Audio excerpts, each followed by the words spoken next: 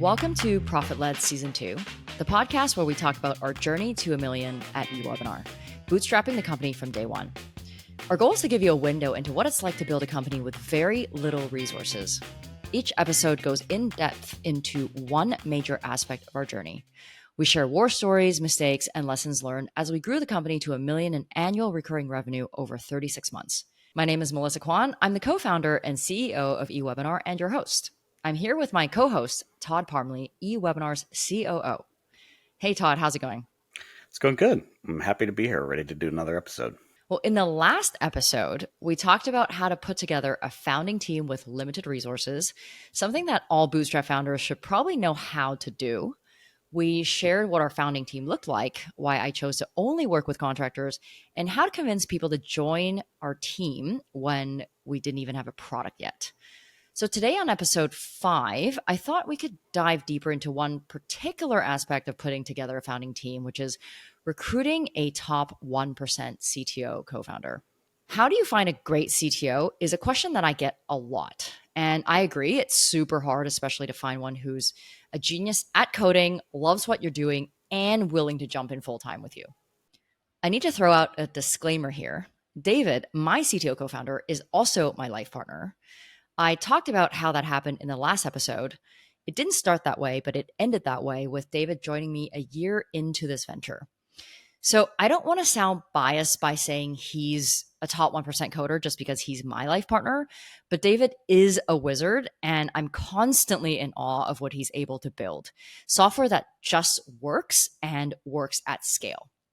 He's the reason we have weekends and evenings. I never thought a SaaS product could have so few bugs. I lived the opposite of that for 10 years with my last 2 startups, where we were constantly putting out fires and managing customer expectations with things breaking here and there. So Todd, maybe I'll let you give our audience some context as to the kind of engineer that David is. So I'm not the only one tooting his horn. And just to be clear, this isn't an episode where we're just singing his praises. But I do think that it's important before we start this conversation to give some context to the caliber of CTO he is, because finding someone who can code is actually not that hard, but finding someone who can really code, someone who can build a product to scale that doesn't break, that is hard. And today's episode is about the mindset of that person, how to recruit them and bring them onto your team. Well, yeah, sure. I mean, first of all, I have a disclaimer. David is not my life partner, so I don't have the same bias that you do. I often tell people David's the most talented engineer I've ever worked with. I've been in tech for 20 plus years. I've worked with a lot of talented engineers. But David is unique. And I think that David's unique because, I know we're going to talk about this a little bit later, but when we were first building the product with the dev team, the contracted dev team, we were having problems, right? And David came in and started assessing the situation. The second I heard him start talking about the problems, I knew we were in good hands because I had been in with engineers long enough to understand conceptually the problems that they were solving, how they approached solving them. And so that was my first sort of instinct, at least, that I was like, okay, this guy knows what he's talking about. But over time, I mean, the reality is he builds things that don't break and that are scalable. Like he has the unique, a lot of coders are really good at building the individual pieces. And then there's engineers who are really good at designing systems. So you've got people who sort of understand the bird's eye view and understand the ground. And he understands everything, top to bottom, everything between. And he's thinking about the implications of what he does, from top to bottom all the time. Also as a product person, even the front end, he's looking to sort of like componentize it, if that is a word, so that we can, reuse features, at least the back end of features. And he has taught me how to think about product in a different way because of that. So, he's super rare. He's a little bit of a unicorn, I have to say. I mean, what's crazy is he's never done it before either. Yeah. And if I think about our founding team, I've never built, a product-led growth company, like a self-serve SaaS. you haven't done like 90% of the things that you're Yeah, doing. right. David, and we're going to get into his experience, but he has never built a product of this size either. Yeah, So it's not like, oh, he built it before and he's doing it again. Like he tried building things before, didn't really take off, but like a product of this size, like designing something of this caliber is all new as well. So that's some, I guess, more backstory. yeah, and that's something I And I see in know it David as seems well. like, No, I was just going to say that's something also I see in David is that he solves problems. If he doesn't know how to solve a problem, he goes and learns how to solve the problem because he's also had to do things that he's never done before, just in terms of like approaches, certain technologies. It's all new to him, so it's impressive. yeah, and I know it seems like we should have him here to talk about himself and his own experience, but he's not a public speaker and he Right, prefers to stay behind the scenes. So I actually interviewed him before planning this episode, right. and I ended up learning a lot of things that I was hesitant to ask him before because he is my life partner. So it was actually cool to be able to use his podcast as an excuse to ask him things I always wanted to know, like where his head was at when he started helping out on eWebinar and then, eventually becoming my co-founder. Yeah. Well, then why don't we start with the backstory then? Tell what is David's experience? What was he doing before joining eWebinar? What's kind of the scope of his background? Yeah. So he spent 16 years at Microsoft before going to like the startup world, and he's managed teams of a couple hundred people. And at that point, he worked for Microsoft like basically out of college. He Mm, was in Seattle for many years, and then mm, eventually got transferred to Paris, where he was living when he quit the right. company. I think like Microsoft had bought a music company. I forgot what it was called, but Mm, he was part of the team to go to Paris to run that. And he's originally from Europe, so that was kind of like, going home.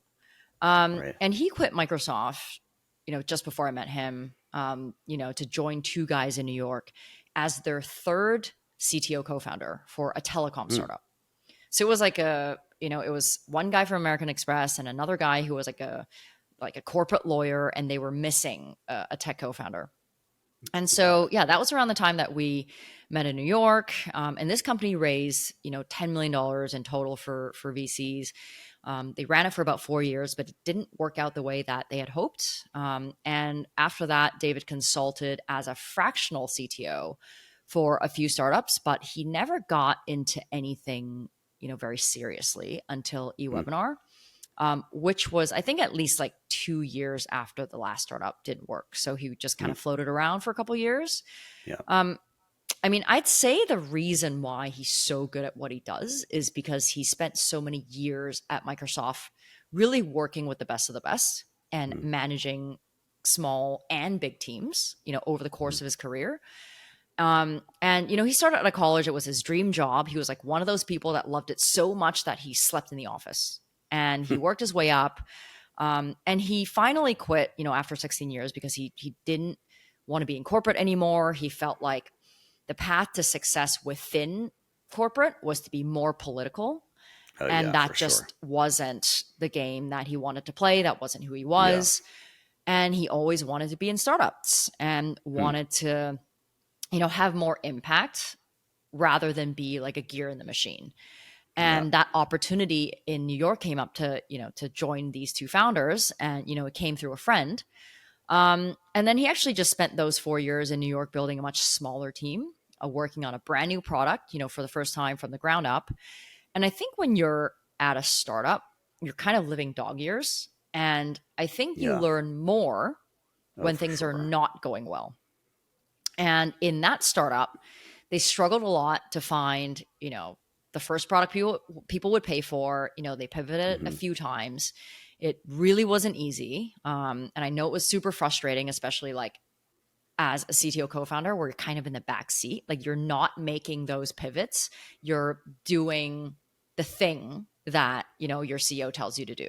Right. So I knew how frustrating that was. So I think that combination of experience really made him who he was when he started helping me out on eWebinar.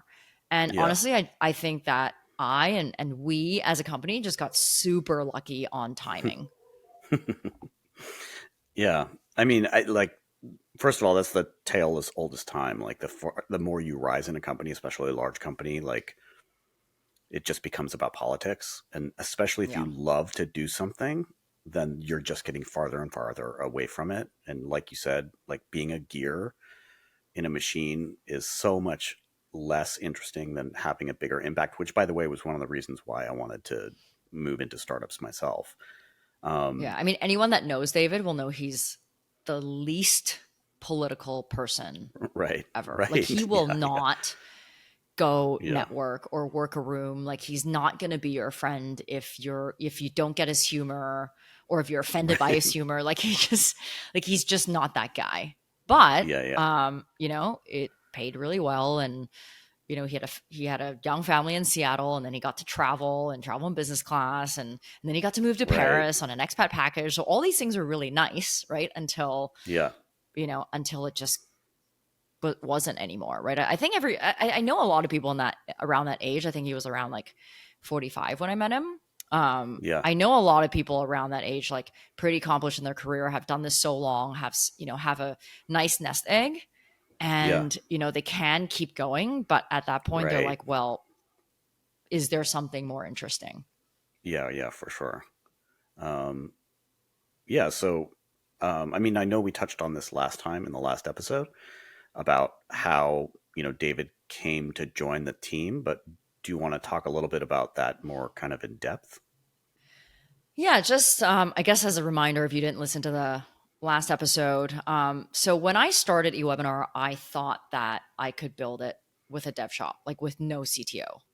And originally, I had hired a dev shop in Canada with the intention to move the development team to Vietnam, where it would be cheaper. But I wanted the version one to be the highest quality possible, so I hired a friend's dev shop and thought that they could deliver the product that I had in mind.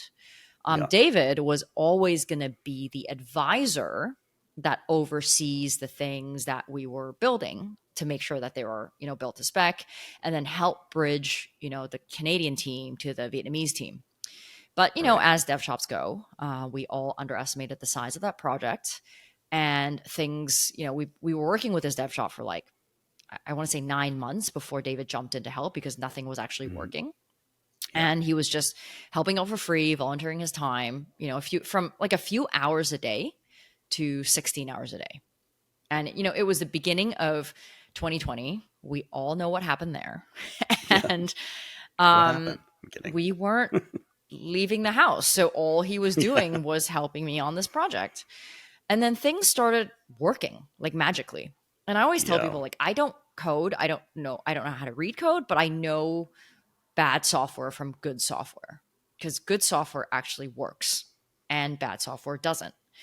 And Yeah. it was only when the product started working that I realized, I had known this guy for over 5 years, and I didn't realize that he could code this well. Of course, I knew he could code, but not to this level.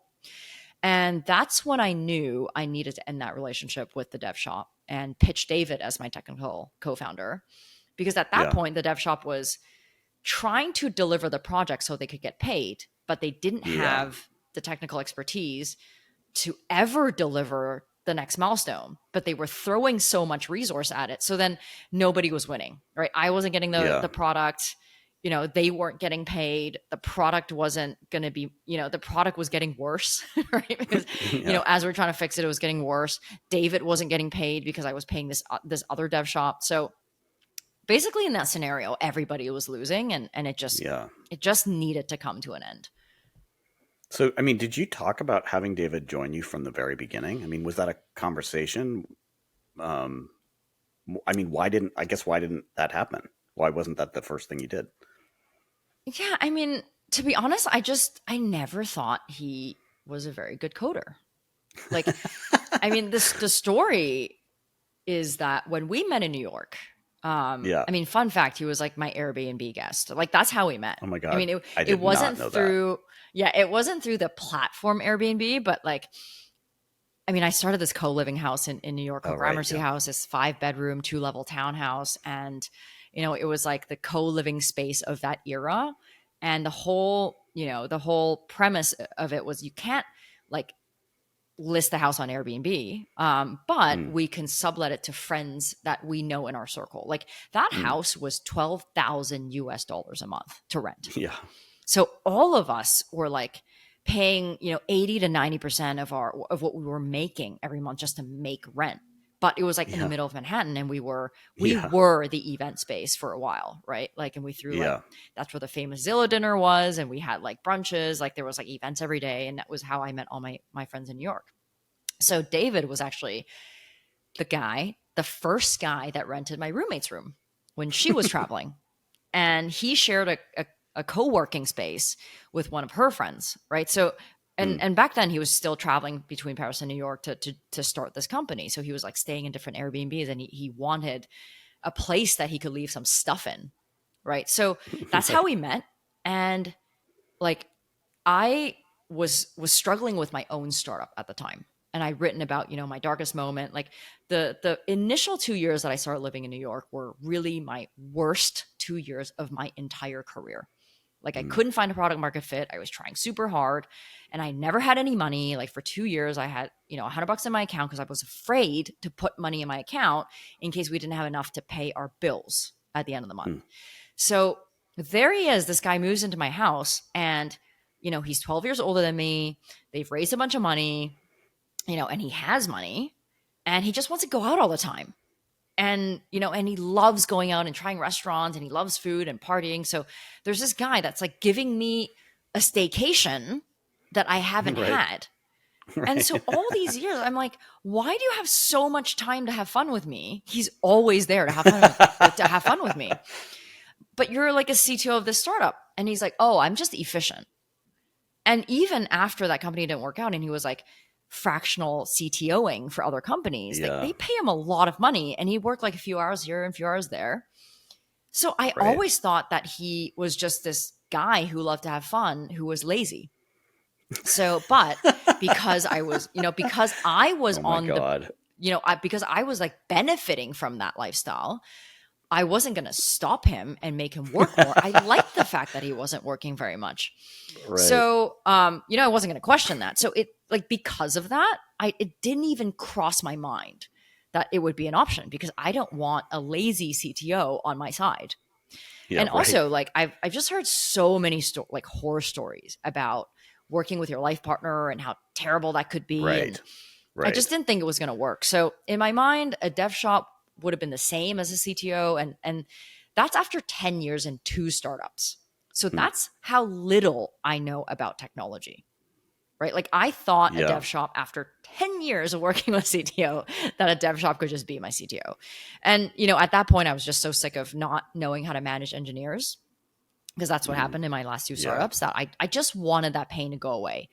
And Right. and as for David, I asked him why he didn't pitch me to be my co-founder Mm. because he saw me start this business. He watched me like hire this dev shop. And in theory, he should have known that it wasn't going to work.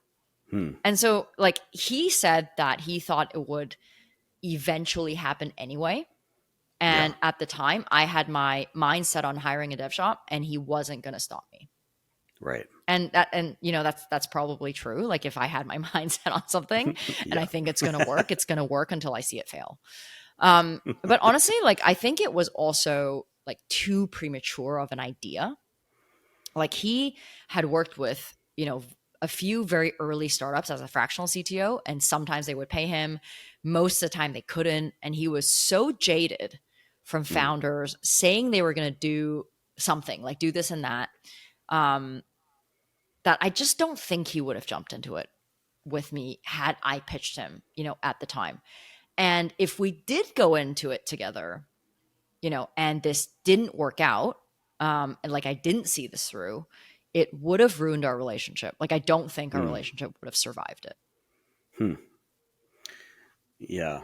I mean, just to comment on one thing you said early in what you're saying is David saying he works efficiently? Like you have no idea how deep Yeah. that statement is. Yeah. Like, Yeah. Like we can't even communicate. right. Like emojis can't communicate this. Yes, Right. exactly. I love how like I would have the same reaction too. I would think the guy was lazy, right? I think he was just like riding the gravy train. But I mean, um, sometimes people look at our product and they're like, how big is your team? They're like, how yeah, are you no, I paying know. for all these Yeah, people? Like, how is this product like every time we send out a product update, like Andrew from Real Scout will always reply and he'll be like, how are you doing this? yeah, right. Yeah, our product is very large. It doesn't appear to be, but it's incredibly large and Yeah, complicated. it's deep. Uh, Like it it's it deep. it Yes. does a lot. Yeah. But I mean, we've just made it so like so beautifully simple. Yeah. Not Right. simply The beautiful, experience right? of it. Like Yeah. it just works. We're constantly questioning our own experience and how people are Yeah. thinking about it. And maybe the Yeah. product got too big and maybe we should visually make it smaller, but not take away the features. Like this is Yep. really him, but also Yep. you, but really him figuring out, okay, like what does it look like on the back end? Yes. Right. Yeah. Yeah. Yeah. So I'm curious about the New York startup that he quit Microsoft for. What was that opportunity like that got him to finally quit his job and get into startups? Yeah. So I guess that brings that back kind of around to today's topic is like, how do you get a CTO to quit his job and join you? Like one of these CTOs, Right. right? I mean, I think it was just one of those like super typical like funded startup stories. We're talking like I want to say this is something like 2017. Hmm. Like this was like the height of every startup, Hmm. raising money. Yeah. And these two business founders had successes in their corporate careers. They were both older. I think either like his age or older, right Hmm. at the time. So they were successful for what they were doing. And they needed a seasoned CTO and a friend who, was a VC, from San Francisco. An old friend from Microsoft contacted him and said, "Hey, like, are you interested in this opportunity?"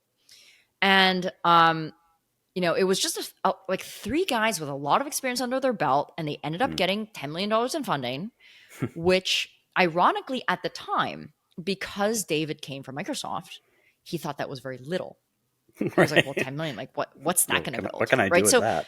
yeah, exactly. So he just had no concept of what even to look for in a startup. So I Hmm. think the timing of that opportunity for him just it just happened so beautifully because he really Yeah. wanted to quit.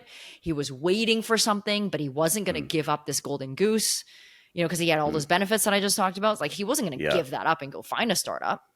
Right. He's not Right. like a type A like salesperson. He's not going to go like, pitch other founders, right? So he was just Right. kind of waiting for that opportunity. And from what he knew from corporate, it seemed like that was, a winning team, with Right. Oh yeah. some Sure. some funding behind it. Like there was nothing that raised red flags. Like because Yeah. he just didn't know what to look for. So winning team, some funding, he was getting a fair split of equity, right? So it was like three founders split, one third each. Hmm. Um, of course, minus the dilution that they were going to have from raising Yeah. money. Right. And like he took a 75% pay cut, Hmm. but it was an opportunity to move to New York, where Hmm. he always wanted to live. And I guess what he didn't know at the time was how um, having only corporate experience and successes would actually hinder a startup and not help it. Yeah. So Right. he didn't know to look like he didn't know that that was a red flag. I would have known, Hmm. right? Like you Yeah. probably would have Right. known, but he Yep. didn't know, Yep. right? So I know he was super disappointed when it didn't work out, and he beat himself up over how much time was, I guess, quote unquote, wasted, Yeah. with that company. But I think a CTO navigating different startup opportunities is no different than a CEO navigating market opportunities, Hmm. right? You need to go through a few of these things to learn what's good and bad, what to look for. But I Yeah. think the lesson here is that it's not always about money, right? Especially when it comes to seasoned, accomplished professionals, right? Like Yeah. he took a Right. 75% pay cut, Yeah. Yeah. right? Because what was most important to him at the time was getting to leave his job, like Yeah. that, number one, Yeah. and getting to move to New York, like this Yeah. dream city that he never got to live in his 20s. Yeah. Right. Right. So these lifestyle upgrades at that time for him was actually Hmm. worth the 75% pay cut, because the 1/3 equity that he was getting, in theory, could have been, a big payout at some point in the future. Right. That was the dream. Yeah. And kind of the person who fits that mold generally is going to be someone who's a seasoned, experienced person who has had a career, has some establishment, and is not interested in looking for more money. Yeah. They're interested in a different experience. And, I had my own experience vetting startups, very different lessons, very different circumstances. And I too was kind of like beating myself up about these bad experiences I had, but it wouldn't have given me the foresight or the ability to recognize a good opportunity when it came my way. So, Yeah. it's just, you learn by doing and failing, frankly. And I think it's not like, oh, seasoned professionals don't want money. It's that they can wait Yeah. longer. Like Yep. their personal runway is longer. Yep. So they're willing to take a step back for a bit, in Yes. order to, like, eventually find that home run. Yeah. Yeah, for sure. So what was David's experience learning to vet startups? Did you talk to him about that? What do you think he Yeah, got that from was it? like, that was one of the questions that, I guess, interview questions I had when I was like prepping for this for Yeah. this conversation. I mean, I think the one thing that he learned was that funding does not equal success. And that's something that, Right. as an avid bootstrapper, I write about this a few times a day, like a few times a week on LinkedIn, right? Like, Yeah. but when you don't know what you don't know, and people that follow me, I know, like, I believe the media really skews our idea of what success Yeah, is, because that's for all we sure. read about. We think that someone gives you money or a brand name gives you money, and it's a permission to succeed. It's like a license to succeed. But it really means nothing more than someone giving you money, right? So he said Yeah. in the beginning, he thought that getting VC money meant someone else is betting on you to succeed, and that meant you have a higher chance of success. Hmm. But that's normal, right? This mindset is normal. Right. Right. And Yeah. but after that whole experience, he realized it's not that black and white. Hmm. And don't forget, like, while he was building that VC funded company, I was also starting to get my bootstrap company off the ground. So Hmm. he got to see the other side of the coin through my eyes, Yeah. right? So in their situation, in the end, VC stopped funding them. Like, they ran out of money, so they couldn't keep going, Right. because not because they didn't think the product they were building couldn't eventually be viable. Like, they pivoted a few times, and Yeah. and as every startup does, right? Like, you're trying to find that thing that, like, people eventually pay for. Yeah. And VCs didn't stop funding them because they didn't think they could eventually figure it out. They Hmm. stopped funding them because the cap table was not viable. Hmm. So Right. he said that he went for the all or nothing, like, Right. but he got nothing. Yeah. So Right. after that, the thing he thinks about is, how can I not end up with nothing? That was what he learned. Like, that was really top of mind. So Right. that changed his perspective on business opportunities as a whole.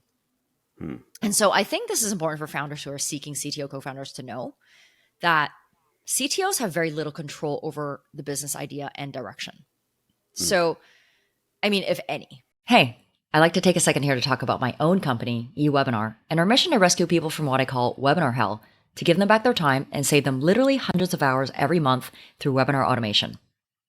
If your sales team is tired of doing the same demo over and over for unqualified leads, or worse, prospects who don't even show up, an on-demand demo powered by eWebinar can help them get their time back so they can close more deals.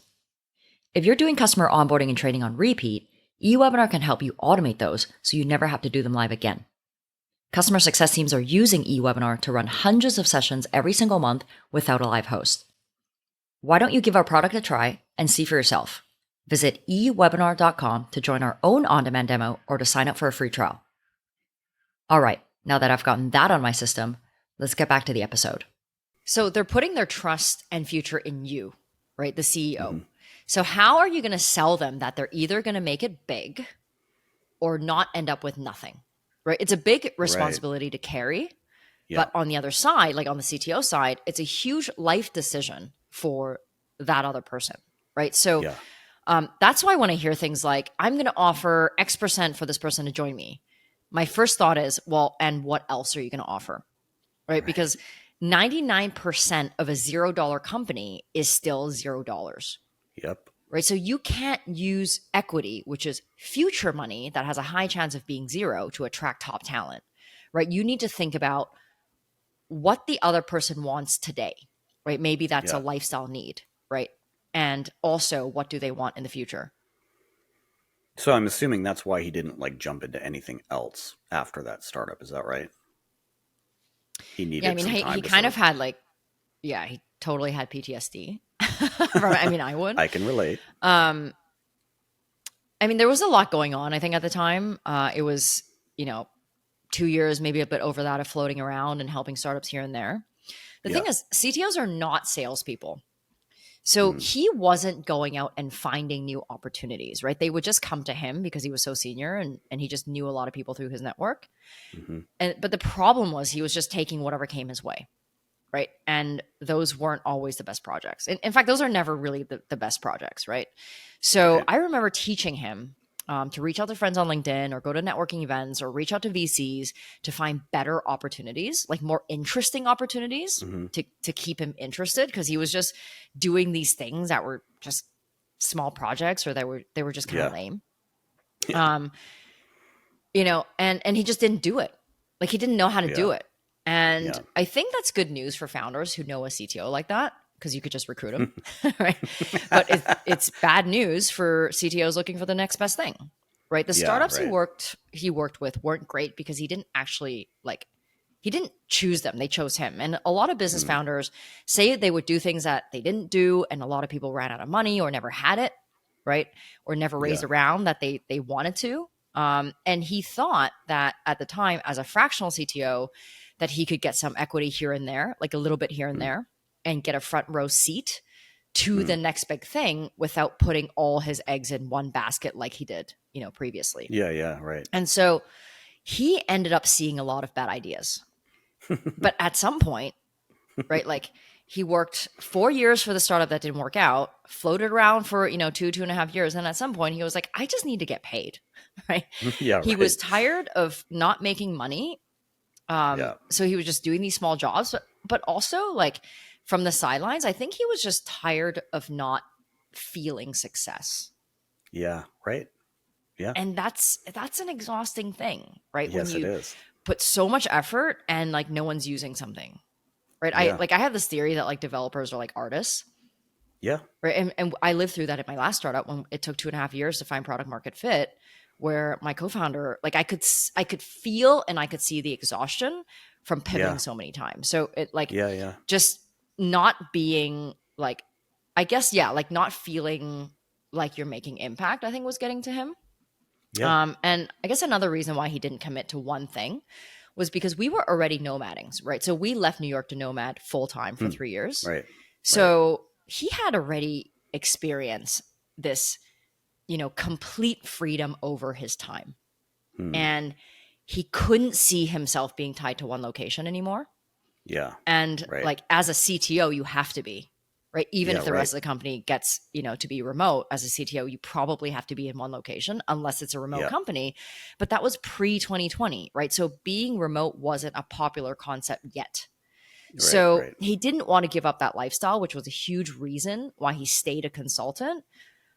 And I think that's a really good thing for listeners to know, is when you pitch an experienced CTO co-founder, that person has seen a lot of shit.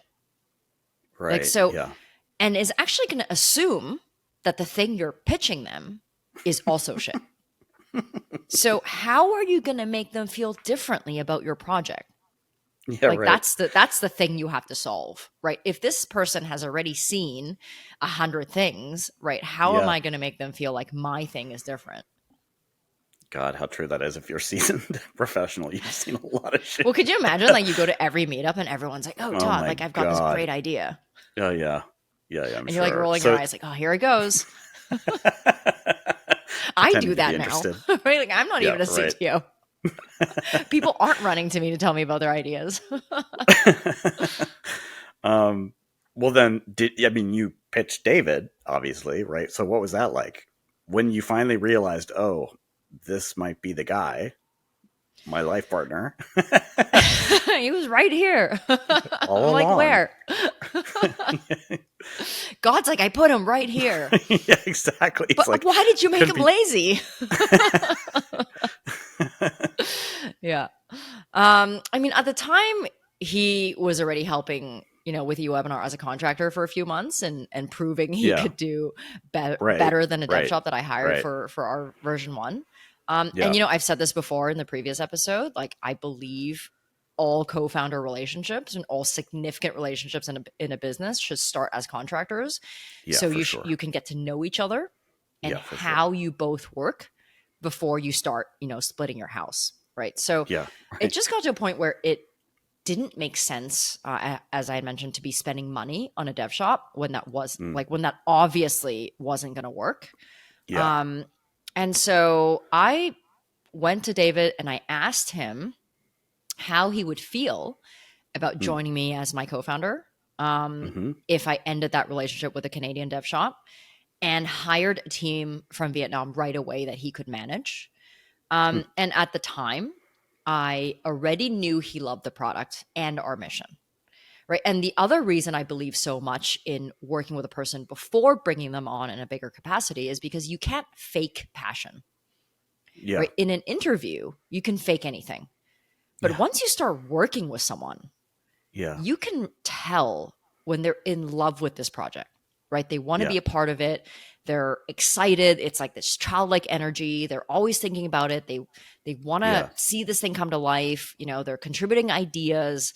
They're working on yeah. it without being asked, right? That Right, right, passion right, right, right. doesn't happen right away, Yeah. right? Like it very rarely does it happen right away. And in David's case, I saw it grow like Mm. over the few months as we were, trapped in our house. So as the story goes, like I asked him how he would feel, and he Yeah, said yes. And that's how it started. But it was a year into that relationship, it was a year into working on eWebinar already. yeah. I mean, I think I probably. I mean, you kind of already answered this question, but why did he jump in? What Why did he jump into eWebinar, having had such a bad experience with other startups? I mean, I imagine part of it is he having seen so much shit. You can kind of be like, oh, this is not shit, right? This is the Yeah. I opposite of mean, shit. I guess I never asked him if he thought it could be because it was still pre-launch, Yeah, right? Like there was no yeah, indication that's that it true. was going to work or not, right? It was still Yeah, that's pretty true. early on. Um, I did ask him, why he jumped into this one particularly, and he said first he's a sucker for a good story, and I was good at telling the story of why eWebinar was needed and wanted. And you had mentioned in an earlier episode that one of the most important things you look for to join a startup is a founder who knows how to sell, because you worked with startups where Yes, founders had no idea how to sell. no clue. So that was Yeah, his version of that. But yeah, the main reason was because he started to see the product come to life. yeah. And he had said like so many founder conversations he had just didn't turn into anything. Hmm. So it was becoming more real. Like as it was Yeah, becoming more real, his own interest grew. right. And he knew that it was so hard to get into a ground floor startup. And this opportunity was literally right there. Like it couldn't be Yeah, closer. like Right. literally. Yeah. And like I didn't ask if he thought about our, personal relationship and if that played a Hmm. part. Yeah. But we ever really only approached this topic as like partners in business. Like Hmm. I like to think that we were both pretty adult about it. Yeah. Another important factor was, I designed eWebinar to be a bootstrap lifestyle startup. Hmm. And at the time, he was so done with VCs. Hmm. And Yeah. like he didn't want the all or nothing anymore. He wanted all or something. And Right. Right. um And like I said, like I think we just got super lucky with timing. Like, had Yeah. I been the first person that approached him after Microsoft, he would have turned me down because we weren't going to raise venture capital. Yeah. And Right. like, Right. never forget how important value alignment is with a potential co-founder, Right. right? Like, if two people love the idea, but if you two are at different places in your life, it's just Right. never going to work, right? If one Yeah. person wants to hustle 7 days a week and the other just wants to cruise in a lifestyle business, like, it's going to be a pretty tough partnership. So like, it's like, don't be the first girl this guy dates right after he gets a divorce. Yeah. Right. So like, Don't be the rebound. we weren't that person. Yeah. Actually, funny side story, he moved to New York because he was ending like a 15-year marriage. Hmm. And when he moved to New York, he was like, I'm finally getting to live in the city. I'm going to go crazy, party every day. I'm going to meet tons of girls. I was the first girl he met. And he's Oh my just God, like, that's oh, hysterical. yeah. So Yeah. don't be the first girl he dates, be the first girl he dates. Sometimes it just works out. Yeah. Right. Exactly. Right. Um, okay. So he comes on, well, he says yes, right? I assume he says Yeah. yes, right? And then, how did you guys navigate the equity split? I mean, that's always an awkward conversation, right? Yeah. Like, and when I hear like life partners working together Yeah. and not having like contracts in place as if you're not married, not together, Yeah. like not having everything documented, that just makes me cringe. Like, Yeah. once something has value, like once money's involved, you need to be super clear what those exit terms are, right? And once Yeah. those things are aside, like, I'm a believer in prenups, right? Like, Yeah. I think Yeah. they're more romantic because it Yeah. Right. removes the uncertainty and Right. potential Yeah. anger from those conversations, right? So Right. once that's aside, you can actually focus on your relationship. Yeah. So I think with anything with money with partners, it's weird, but I think I another thing I lucked out with was he saw me build my previous company with Yeah. my co-founder, who I had a lot Hmm. of challenges with. Yeah. Um, and he also saw how much I was able to sacrifice for my previous business and how far I took it. So he saw the many things that I did. So he knew what I was going to do for eWebinar. There was no question that Hmm. I was going to Right. do the same or more. Right. So Right. I Right. think when you talk about equity split, there's always this like, well, should it be 50-50? Like, are you going to do as much as me, or am I going to do as much as you? Or like, there's a trust, I think, that's lacking, right? When it Yeah. comes to those Right. conversations. And you Yeah. don't, like, nobody wants to feel like they got the shorter end of the stick, right? So No. No. No. No. No. um of the co-founder conflicts that I know about, a lot of them actually like come from that, right? Like, after a few years of working together, realizing, hey, I'm doing so much more, but we split the company. Yeah. So why should I do Right. this, right? But then the other Right. person doesn't feel that way. So that's always been my point of view, is like, the way you split a company should be relative to your contribution. Yeah. Yeah. Right. So lay out every single responsibility Yeah. that you're going to be accountable for. Both people Yeah. should do that, and then go over that list and then determine what percentage split is fair based on Yeah. the Right. entire list, right? Because a company is not, okay, sales and product, right? Right. A company is Right. marketing, right? It's Yeah. It's sales, so it's many things. vision, it's recruiting, it's Yeah. retention, Yeah. right? Like, sometimes it's conferences, right? Like, who's going to do all Hmm. those things, right? So Yeah. or it's funding, Right. it's who's Right. going to raise the money, who's going to put in the money, right? So um because we already had a history of like kind of watching each other from the sideline, that made that Yeah. conversation more easy. But I think the best way to have any awkward conversation is just to be super honest. Yeah. Yeah. So I had the conversation with him exactly as I'm having with you now, is like, Yeah. Right. okay, I had this previous experience. I know these are the things I'm going to do for the business. I believe that these are the things you're going to do for the business. You can correct me if I'm wrong.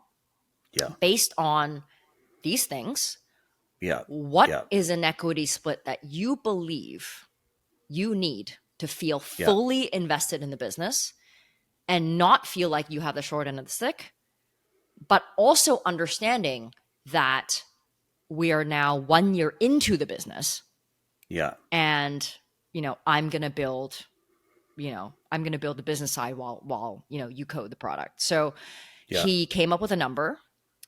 We agreed on it and we papered it just like two Yeah. co-founders would. Yeah. There's, a 4-year vesting, 1-year cliff, just like anything else. Like Yeah. everything is as if, as if it's a funded startup.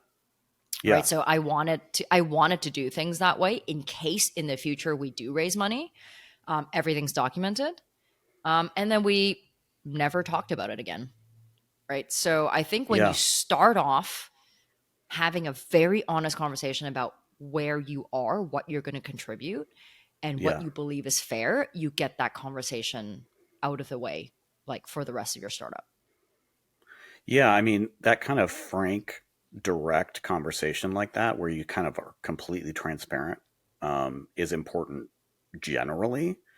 But I just want to echo that, like, if you're working with your life partner, like, that's even more important, is to have that kind of separation and say, this is a business conversation. I mean, all the friends of mine who work together like that, that's the ones that succeed do it that way. They just sort of like put the two things on two different tracks, and Yeah, and I've had it's the only way to do it. friends that say, "Oh, we haven't done it yet, but it's okay. Like we have an understanding." I'm like, Oh my "What is god. the understanding? Yeah. Oh Your my god. understanding might be different than his understanding, but Yeah. now you're in too deep, right? You Yeah. got to have that conversation from day one." Yeah. So Yeah. we had that conversation, and I played it out in my head a bit, but um, the moment I asked him to be my co-founder and he agreed, that's when I had that conversation. I Yeah. didn't wait Right. till he put more work into it. It was like, okay, like now let's talk about the numbers and then now let's get our lawyer to draft this up. And actually, Okay. I forgot about this because the company already had value, right? Yeah. Like, so we already had IP. We're incorporated in Canada. So you can't just give someone equity, right? Hmm. Like you can, but if you get challenged by like, the IRS or CRA or whatever, like whatever Yeah. jurisdiction you're in, you could be liable for taxes, right? So Hmm. the only way we could do that was if I gifted him those shares, he would have to pay tax on that as if it's a gift, right? Yeah. So the way that I did it was I had a third party company Yeah. value our company because that's the only way you could get a value, but it was so early that the value was very low. Yeah. So I had a third party value company, so we had that papered, but we documented it as if I sold it to him. Hmm. So Yeah. actually, I paid tax on the proceeds, Right. Right. Right. if that makes Yeah. sense. So I That makes didn't need him yeah. to That like makes sense. pay me for it. Right. Right. Well, okay. So then you have this initial negotiation, and then you start working together. There still had to be a period where there was like a transition, right, from the sort of personal to professional, or what was that like? Yeah. So I remember the beginning was super weird. Um, Yeah, it like I had mean, to have been, you're right? transitioning from Yeah, it had to have been. like I think the hardest thing to figure out is Yeah. how do you now communicate with a person that you communicate to every day, like your Yeah. family. Yeah. Like when you communicate with your partner, like you're just saying things as they come to you, Yeah. right? Like there's no filter. Right. But think about like talking to your colleagues or your boss Yeah. or your Right. team. Like you're filtering them, right? You're like Yeah. you're thinking about their feelings, right? You have more empathy. Whereas you've already developed a way to talk to your life partner.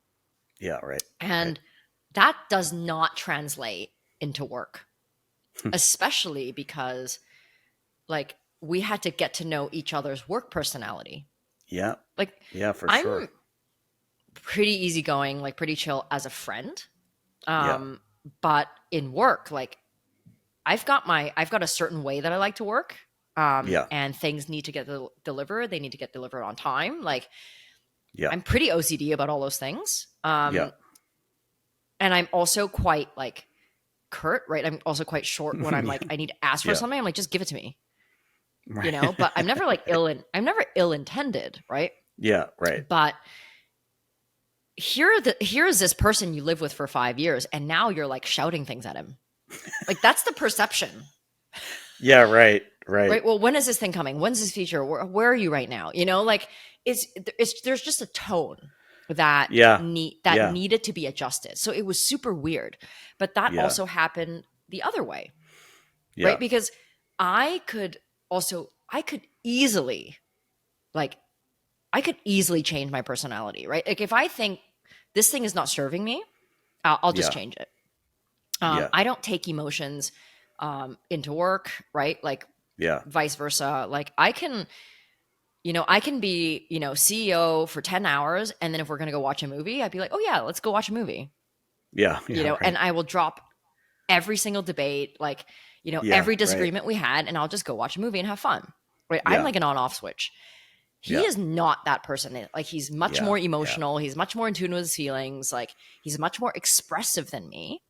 Mm. Right. So like I remember in the beginning, he's like, we just had this hour-long debate about this thing that we didn't agree with. Like, how am I just gonna move over to this restaurant and have dinner now? I'm like, Yeah. well, what do you mean? Like, so I just Yeah. also Right. couldn't, Oh my God, that's so funny. yeah, I just couldn't understand that either. So I think it probably took like a good year before we Mm. really figured out like how to ignore each other in those states, and Yeah. how to give each other the benefit of the doubt that like we're both just trying to get to the same goal, right? Yeah. And Yeah.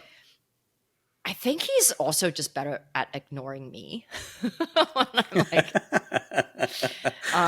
and I mean he is 12 years older, so he's much more patient. But yeah, Mm. it like in the beginning it was just like it was super hard to adjust to like new ways of communication. Yeah. It's funny. It reminds me of when I moved to New York.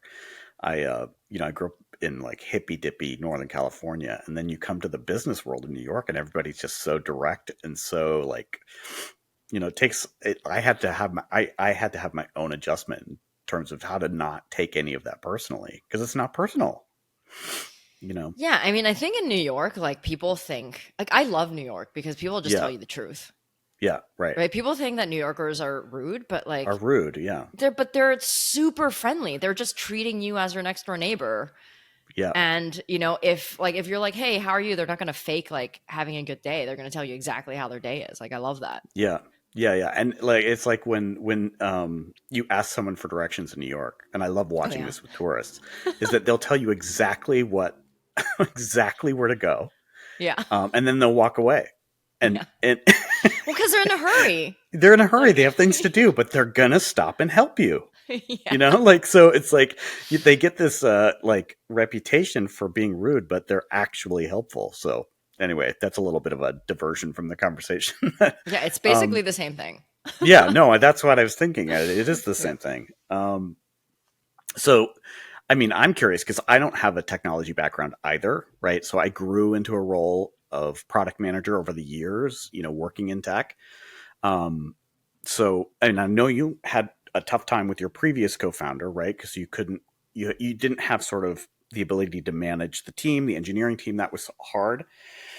Um, and I know that that's kind of trickled down into the delivery of things. And you were promising things to customers and trying to manage timelines, and there was like a disconnect between you and your CTO. So then, what was it like to work with a CTO who was more senior, who was kind of better at doing those things? Yeah, so I always thought that I was a bad manager of engineers because I Hmm. don't know how to code, Hmm. or like or a bad, like like I always thought that it was my fault, I guess, that Yeah. my co-founder and I never resolved these conflicts, and that I never fully understood his job. But it wasn't until working with David that I realized I don't actually need to manage an engineer if he's just really good.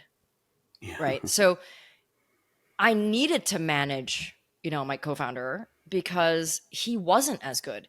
And frankly, it wasn't really his fault because he started working with me right out of university. Yeah. So he Yeah. didn't have Right. work experience. He didn't have systems. He didn't Right. learn from Right. mentors. Like he was really good at doing the thing that he was doing, but it was Yeah. capped, I Yeah. guess, right? You can only be as good as Yeah. your experience. Yeah. So it was only until I met David that I realized, oh, that's actually not my job. Right. Like, and Yeah. it was such a relief to work with someone who fully understands that when you're responsible for a product, you're delivering. And Yeah. Yeah. as the tech leader, you are setting, you are creating the system for people to follow, right? Yeah. Right. You are adhering to your own deadlines, right? You are telling Yeah. people what to do and how to have visibility. I remember the first thing he did was sign up for Monday. Like he looked for the most simple thing. Yeah. So we didn't need multiple things. Like he only wanted one thing because Yeah. he wanted to not just save money, but he wanted people to adopt things. So he Right. chose Monday, Yeah. and Yeah. we still use it to date. There's no Jira or anything like that. Yeah. And he just used spreadsheet style way of Yeah. managing all the processes. Yep. Yep. And and he trained every single person. It was like, everything goes through an assembly line and everything's Yeah. super clear. Yeah. And so Right. I actually can have visibility into Mm-hmm. exactly where we are, what we're working on if I wanted to. In my previous Yeah. company, not only did I not have visibility, everything was in his head. Yeah. He Right. didn't even Oh have my God. visibility. Yeah. Right. Right? He didn't Right. even have a Right. Trello board. I signed up for Trello and then I started putting ideas in there. Like it Right. was crazy how we Yeah. used to That is work. crazy. Right? Yeah. So I thought that this time around, working with someone so senior was going to be even harder to manage, but like I've never had an easier time building a business because for the first time, I can actually focus on what I'm good at, Yeah. which is what I wanted to do in the first place, which is why I hired the dev shop in the first place. I hired the dev shop so I could do everything business and not worry about anything product, which is, what I do today. Like I worry about the big ideas Yep. as they Right. relate to revenue, but Yep. I never tell them what to do. I can't even dream of it. I wouldn't even try. Yeah. Right. Right. Like, and it's so Right. amazing to be in a company where things just happen Yeah. Right. and, things just get shipped and they work and bugs happen and then he fixes them. Yep. And so Right. I would highly recommend it. But at the end of the day, like, I think we just, as founders, I think we just have to work with who we have. Right. I think we're very lucky to Yeah. have somebody like David, but like, it doesn't mean you can't build a company with someone who's not like that. You can, right? Yeah. Like, Yeah. For like I sure. did before. It's just a different experience. Yeah. Yeah, for sure. I mean, it's like having, for me, that has also been an amazing thing to watch is that how clear the process is. And I can also, to have that kind of visibility where every item is sort of in the development life cycle. And also, David's, when you ask him to, every engineer hates it when you ask them to estimate a timeline, right? When will this be done? It's like the dreaded question. And David's really, it is. Every engineer hates it. And he's really good at helping us understand that some things are not known until they're known, right? And so he Yeah. can't size for, he doesn't know yet, right? But sometimes he's like, I know exactly how long this will take. And he's just really, he's also one of the most talented guys I've worked with in terms of estimation and meeting timelines because he has a really strong sense of the velocity of the team. Like he's really like, good at that. what's really cool also is like, we'll talk about something like Yeah. months ago. Yeah, And I know, right? and he never comes up again. And then I'm like, well, hey, what about this one thing? He's like, oh yeah, It's done. Yeah. it's being worked on for so long. And I'm like, really? Like, Yeah. I just, because in my past, Yeah. I would bring something up, being like, hey, like, let's work on this thing. And if it never gets talked about, it never Yeah. gets worked on. It never gets Because worked it's on. nowhere. Exactly, right. Right. Right? Like it's Right. not Right. hiding Right. anywhere. Like it's Right. just in his brain and it just didn't get worked on.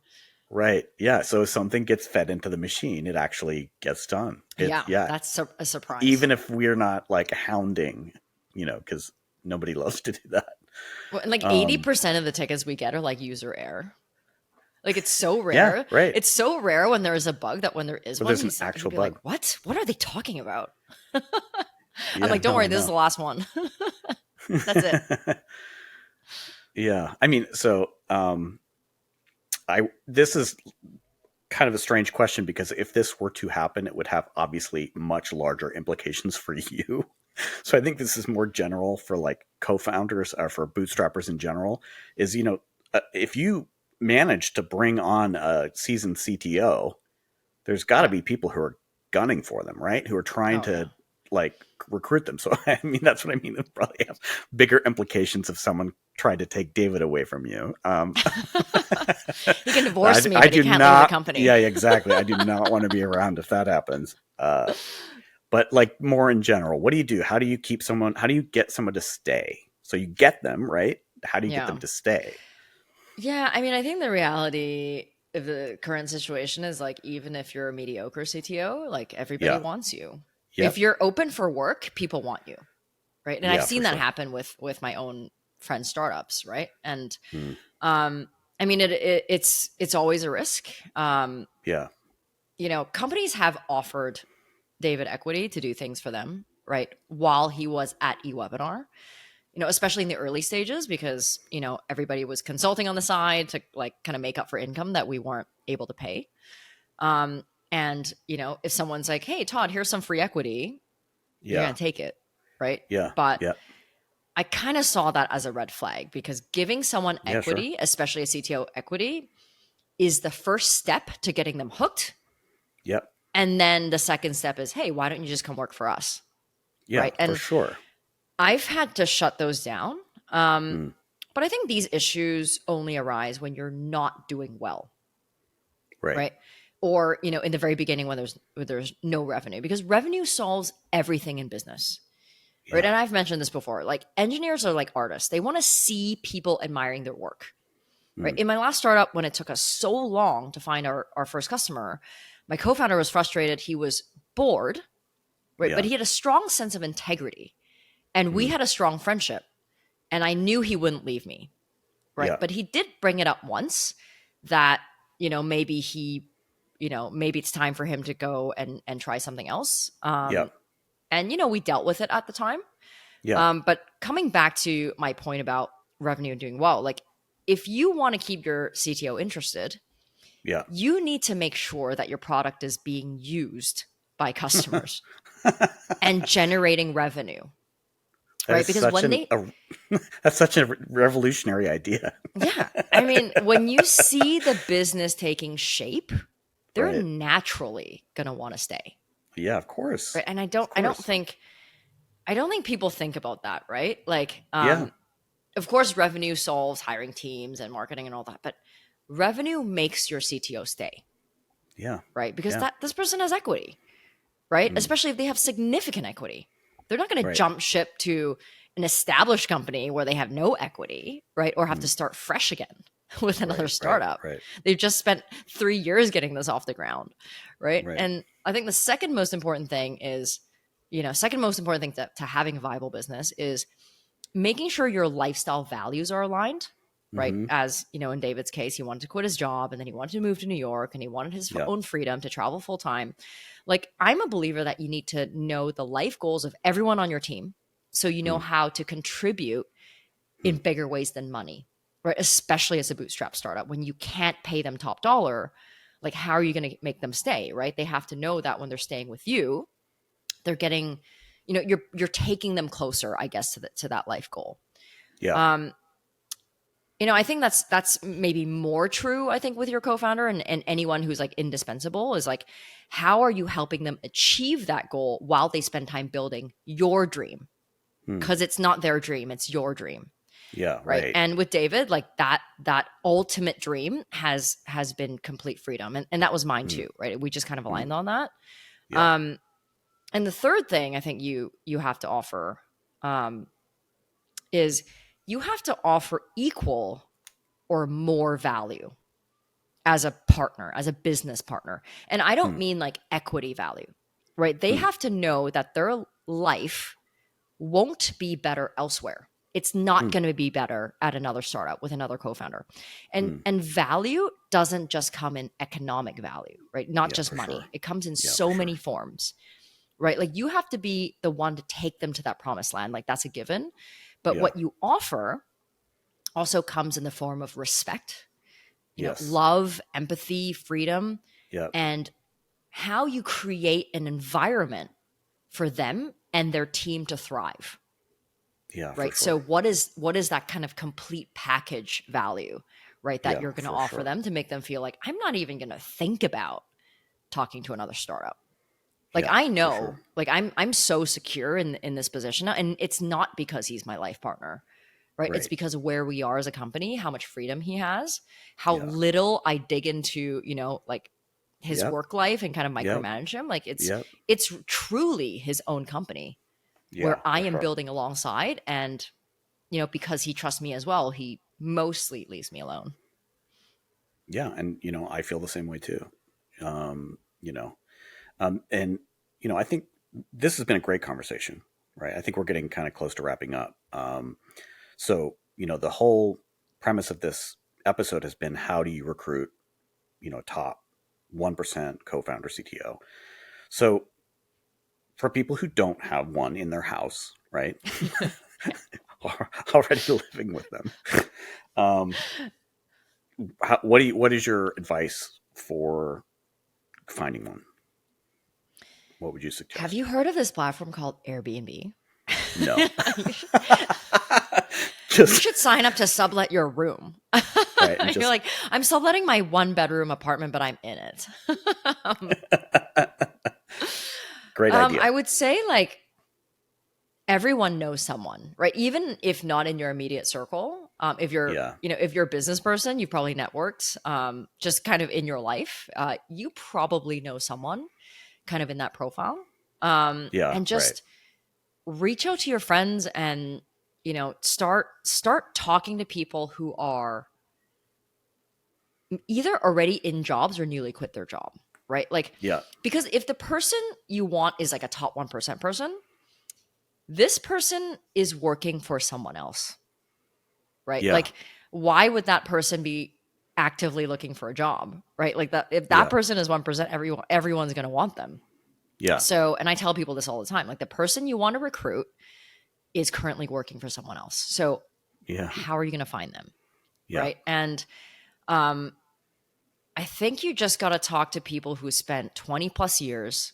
Like if you want someone Mm. who's really really good, right? 20 plus Yeah. years, had experience managing teams, creating processes, right? Yeah. People can be great engineers like my Yeah. previous co-founder, Yeah. but not a good CTO because they just Yeah. have never had experience For working in a sure. team. For And sure. that's going to make it really hard for you to build a team because that's what's going to make you, business co-founder, have to manage an engineering team Yeah. because that guy's not going to do it, right? Like No. unless that person is someone who actively seeks mentorship, Mm. like that in that is in scenario, it's still going to be hard, right? Because you're Yeah, not it is. learning through experience. So I would suggest like reach out to your network, talk to people that are, 15, 20 years into their business or Mm. into their career. Um, and maybe people that have like young families that are looking for like what's the next thing, what's the next step. Like maybe people, Mm-hmm. I say people young families because these are usually people that like lifestyle companies, want more freedom, don't want to Yeah. go to a 9 to 5, right? Is sick Yeah. of corporate, but they're stuck, and Yeah. maybe they have some money that can, that they can stretch for a while. But I think this is the perfect profile to look for. Yeah. Well, that's great. So I think, let me summarize what we talked about today. Um, so we talked about, David and, what it was like to pitch him as your co-founder. We talked about kind of the pros mostly, but pros and cons of working with someone senior, right? How to keep your CTO co-founder interested so that they stick around. And also, last but not least, how do you find a great CTO co-founder of your own when they are not living with you already? And so, with all that in mind, what is your hot take for this episode? Yeah, my hot take is I come across a lot of business co-founders that think about equity first, right? How am I going to Yeah, attract this person with equity? Like that's the first thing that they ask yeah, me is like, how much equity do you think I have to give this person for them to be my co-founder? yeah, Like you have to offer more than equity. That is like my hottest take, right? Like yeah, lifestyle value alignment, I'd yeah, say is yeah, the most important factor, especially, in a bootstrap startup, because that is the core of your ethos. yeah, Because life is something we do every single day, and equity is something that might cash out in the future. So yeah, don't underestimate just getting to know that person and where they want to be and what they want and the life they want to live right now. yeah, yeah. That's Todd, great. what's your hot take for this episode? Well, mine is a little bit of sort of a new, introducing a little bit of a new topic, but I vetted my own startups, and one of the things that I learned is that you need a CTO who can set, like, in terms of primary skill set, you need a CTO who can sell, or a CEO who can sell, and a CTO who builds software that doesn't break, right? And then they also have to have a whole bunch of other things, but those need to be kind of their driving, like the driving characteristic that you look for. Um, and you can't know that without working with them. You can't. Yeah. So, like, I kind of jumped in to previous startups, and I wish I had at least had the mindset set that I was um, vetting the experience first, right? Because it would have probably made the transition much easier, right? If I'd gone in with that mindset. But my hot take is you need both. You need a CEO and a CTO that can do their jobs in terms of what their roles are, or it's not going to work. It's just not going to work. Yeah, I mean, there's so many other skill sets that are required for a startup, but I think Yeah, if you have a CEO who can sell yeah, and a CTO who can build a product that doesn't break, yeah, the two people can at least hack it together to yes, get to some revenue and yeah, then use that revenue to hire more skill sets. exactly. That's exactly right. That's exactly right. Yeah. I mean, I think that's a good place to wrap up. Yeah. We talked about so many things about David today. I hope he feels very much appreciated. yeah, I'm sure he's gonna like cringe when he listens to this yeah, for episode, and sure. probably We should like give it he to him probably for his can't birthday. listen to it. Yeah. So if there are particular topics that you want us to get into this season, please let me know by connecting with me on LinkedIn. Or if you have any feedback about this podcast, I'd love to hear from you. My name is Melissa Kwan, last name spelled Kwan. And if what we've talked about today resonates with you, subscribe to ProfitLed on your favorite podcast app to get notified of new episodes, and join our mailing list by going to profitled.fm. I promise to only share things you'll actually care about. Thanks so much for listening. Bye now.